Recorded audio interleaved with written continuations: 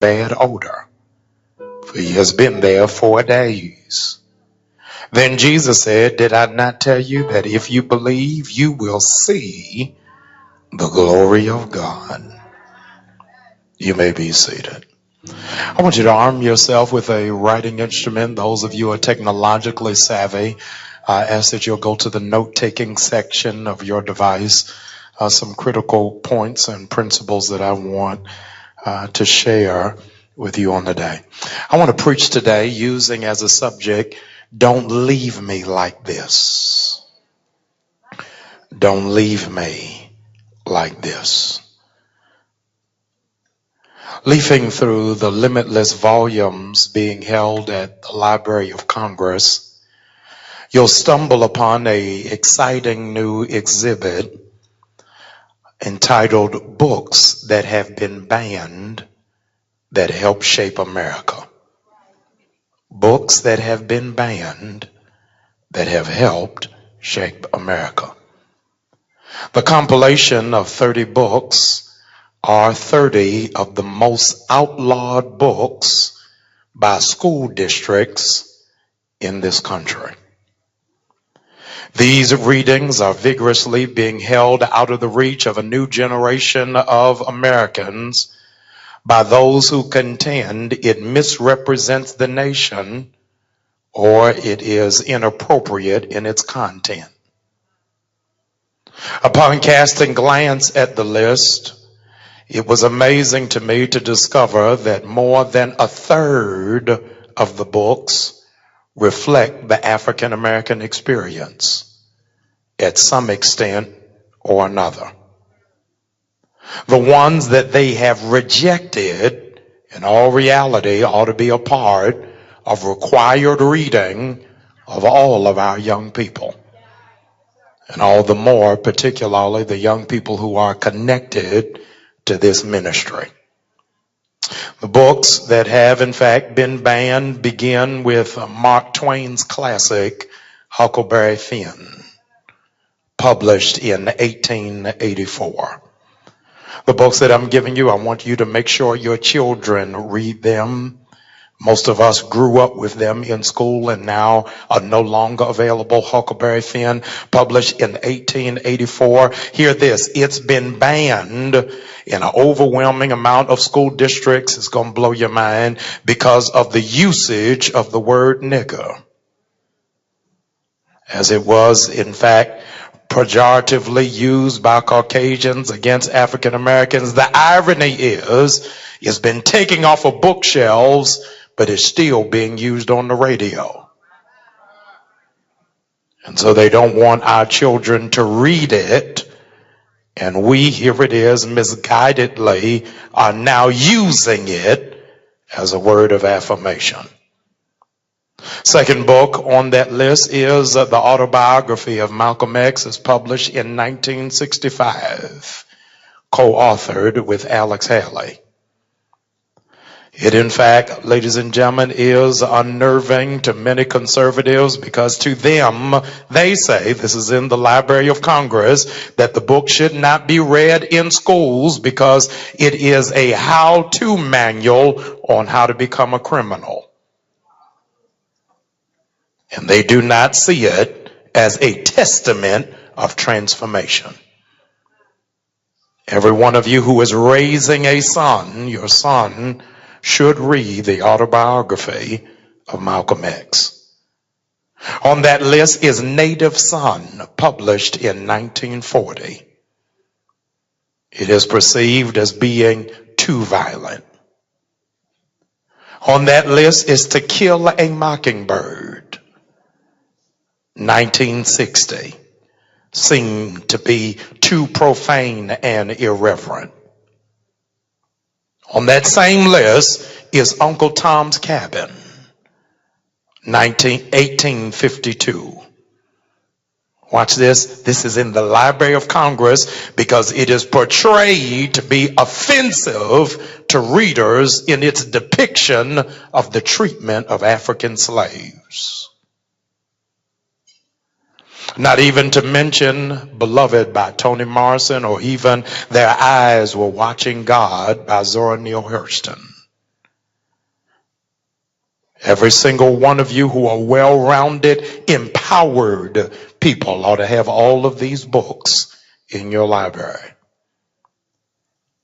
The irony is that amongst them, those that have been listed for being banned books in America, all of them, 28 of them, 27 actually, are in fact fictional books.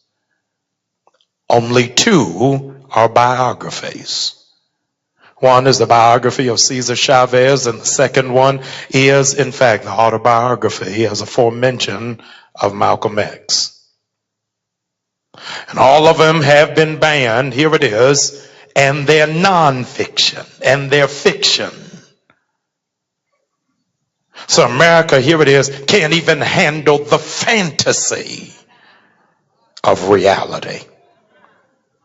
They're uncomfortable, here it is, even when it is packaged as fiction.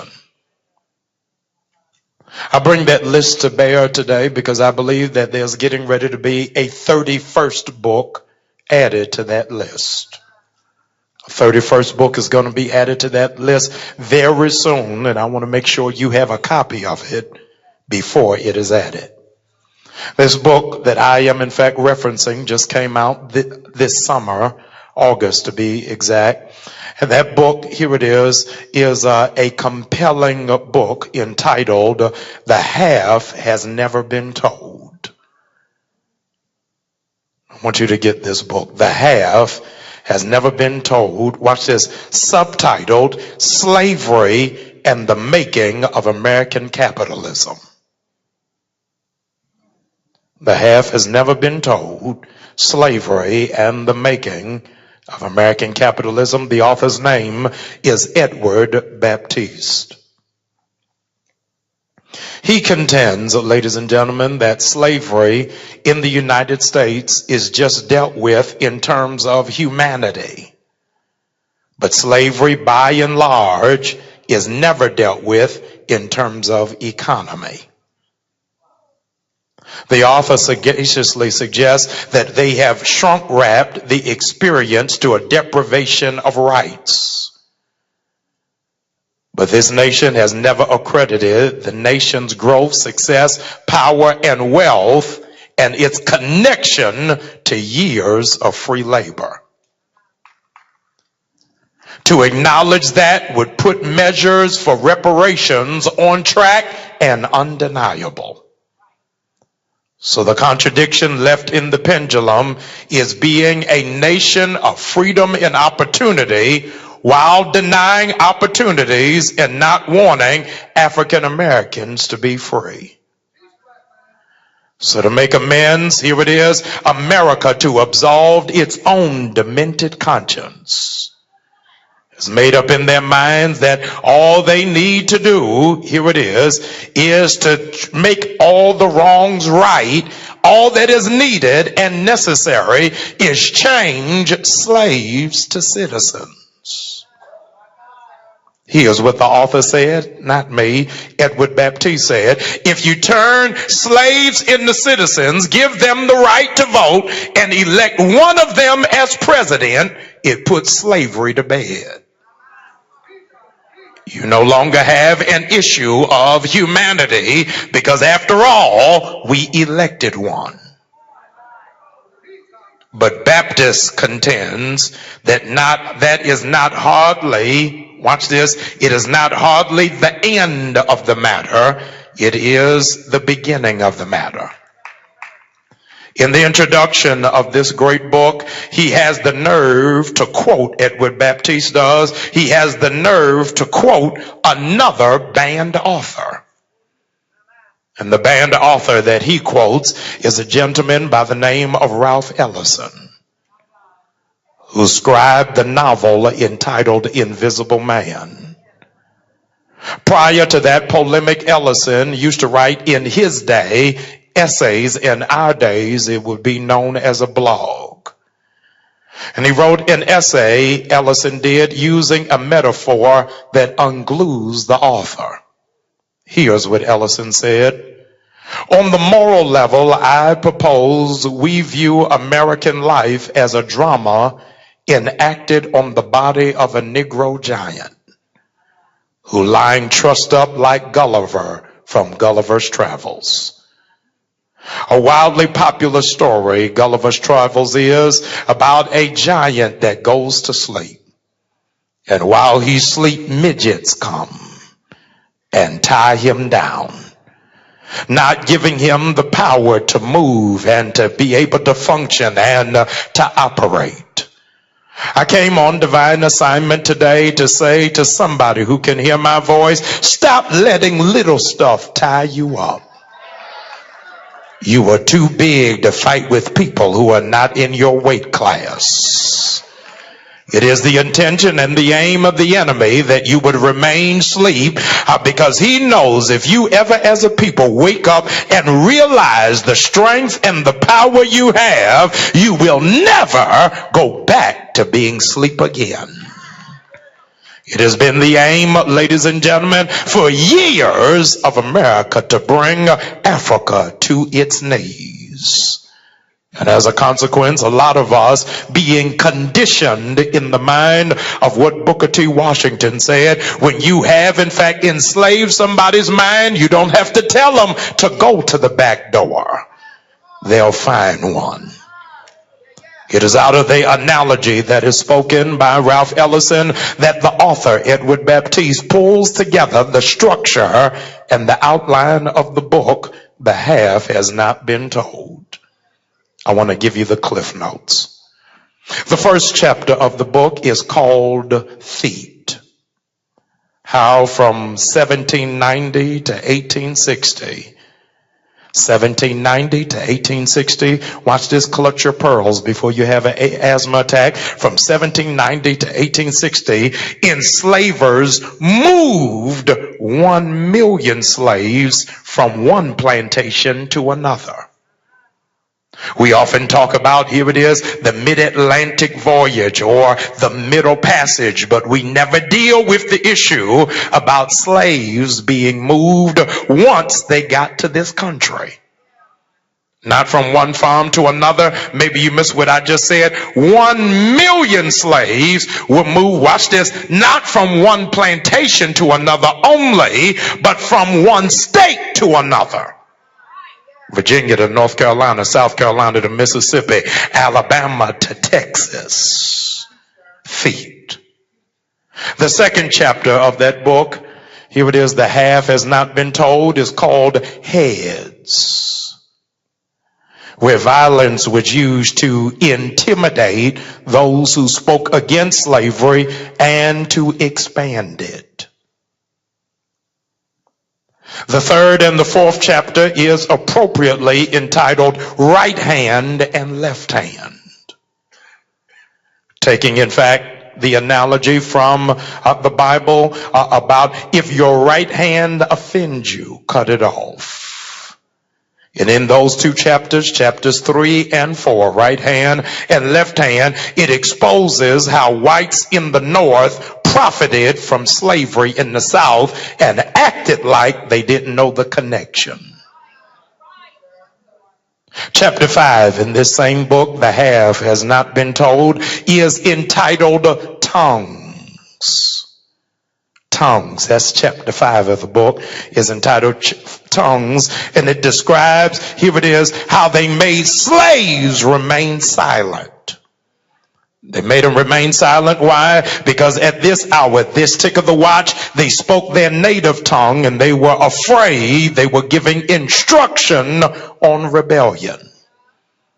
And so the first step of breaking a slave is making them be quiet.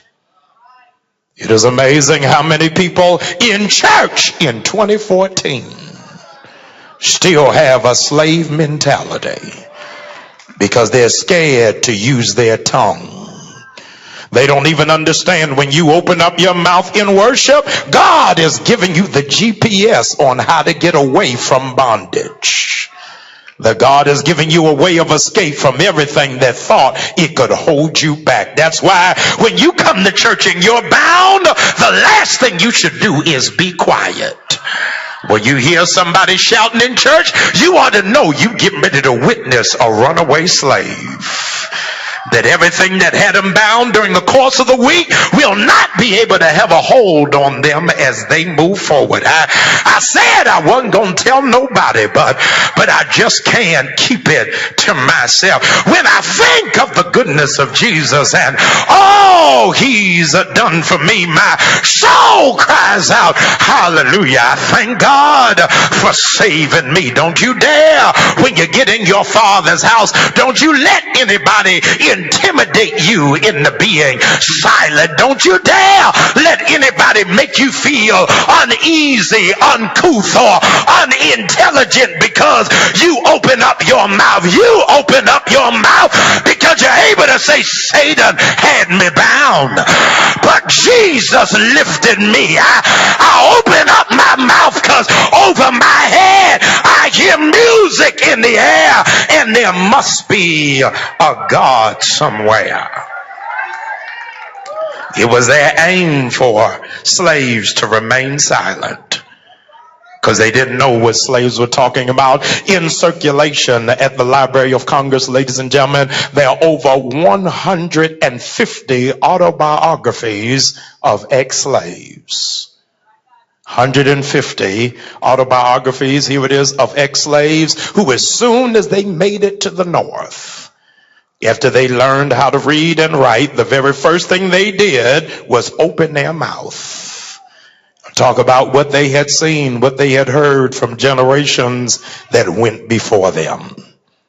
Chapter 9 of this same book, The Half Has Never Been Told by Edward Baptiste, is called Backs. Backs. And it highlights how the northern industrialized era, watch this, was built on the backs of free labor. And how it is that when we went into the industrial age, that African Americans were paid at a lower rate, almost commensurate to sharecropping. So they moved to Detroit, moved to Chicago, moved to the Midwest, thinking they were having a brighter and a better day, not knowing they were getting slave wages. Chapter 10 of this incredible book is entitled Arms. A-R-M-S. Arms. And talks about where the nation was divided on expansion of slavery. And the dismantling of slavery, ladies and gentlemen, was not about consciousness or Christianity. It was about economy. And those who were in the South were outraged because they knew if slaves went free, their economy would go down. And how it is in chapter 10, it talks about how the South had northern supporters. Why? Because the whole stock exchange was built on a slave economy.